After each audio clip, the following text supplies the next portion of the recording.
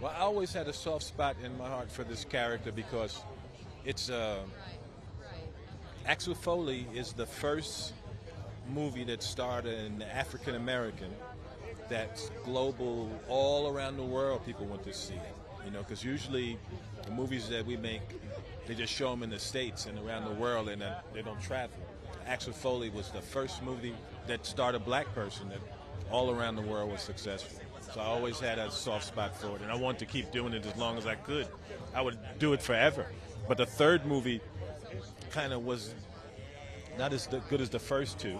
So after the third movie, when we started talking about doing another one, I was like, I'm not doing another one until it's perfect and everything has to be right. And it took 30 years. I read 8 to 10 scripts over the years. Joseph, straight ahead. Mr. Gordon-levitt. Joseph, straight ahead.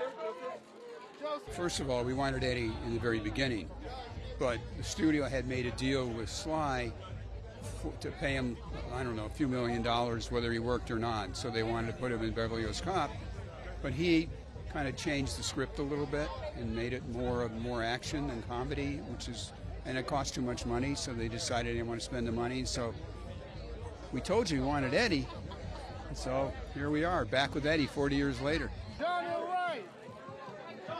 John here right. John. John right here, John. The crew was terrific, and we shot the car scene with the three of us, and it was very nostalgic. And we actually shot very close to the original location. So one of the crew guys was helping me out of the car, and he said, I was 8 years old when this first one came out, and he said, seeing you three guys back in the car gives me the chills. So it was very nostalgic, and it was wonderful.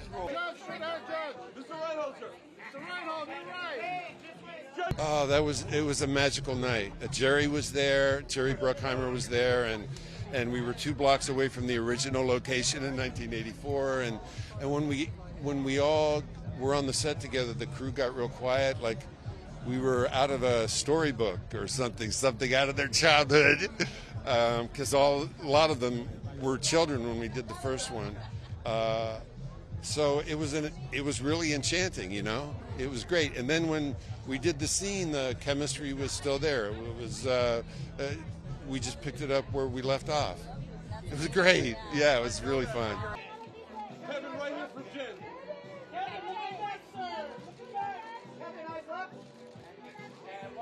Mr. Bacon, sir. Mr. Bacon, sir. I mean, I can't.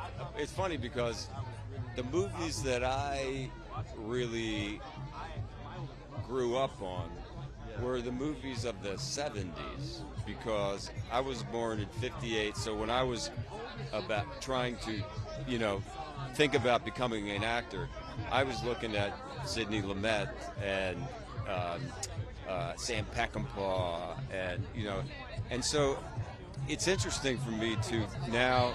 Once I was in 80s cinema, I wasn't thinking about 80s cinema. I was just trying to get a job. I was just trying to, make some movies. So it's fun to this whole thing between the fact that we shot this in Beverly Hills, that it came out the same year, the original, as Footloose. The Maxine comes out in 1985.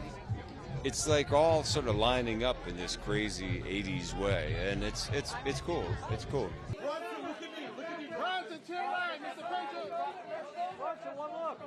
The first time I did it, I was a complete unknown. I was terrified, and really like when you walk into the kitchen and there's a mouse that's like, I'm not here. And now it's kind of like, the bedrock of my career, and I'm such a different person. I'm so much more relaxed and so much more confident. So it was effortless.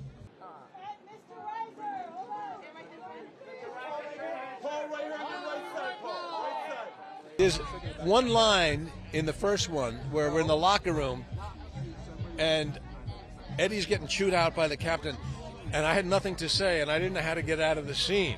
So I said, hey, this is not my locker, and I walked off. It was a throwaway line, but for 40 years, people come over to me, they do that line, And for the longest time, people would like change it up. I'd be in the airport and somebody would go, "Hey, that's not my suitcase." And I go, I don't know what you're saying. I go, "Oh, the movie." So people would make it their own. But I had no idea that little silly line would become a thing.